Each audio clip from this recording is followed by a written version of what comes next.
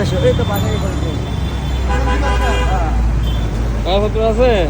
বাকি সব তো বাসায় বাসা যাইতেছেন সমস্যা নেই, বাসা যেতে আছে আপনার কাগজপত্র, হেলমেট, ড্রাইভিং লাইসেন্স এখান আছে? থেকে দক্ষিণ হালকা হেলমেট কোথায়? এখান থেকে গেছি হেলমেট কোথায়? আপনার সামনে দেখা গেলাম হেলমেট কোথায়? আচ্ছা আমরা গাড়িটা রাখিয়ে দিচ্ছি, আপনি কাগজ নিয়ে আসেন যান।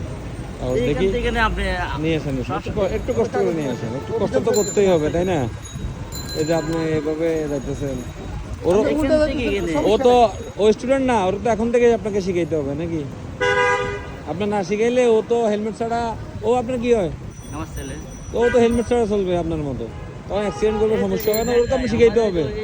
আচ্ছা আপনি কি আপনি কি চান আপনার ছেলে হেলমেট পরুক? কখনো বাইক চালাইলে হেলমেট পরুক, বড় হইলে চান কিনা?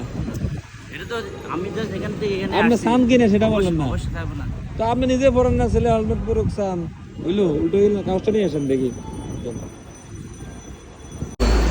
আমাদের দেশে দেখে বলেন, নেক্সট টাইম বলেন।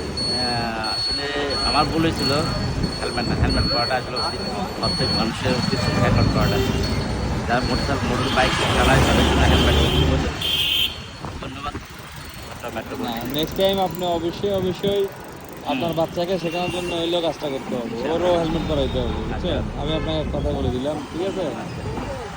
ঠিক আছে ধন্যবাদ আপনাকে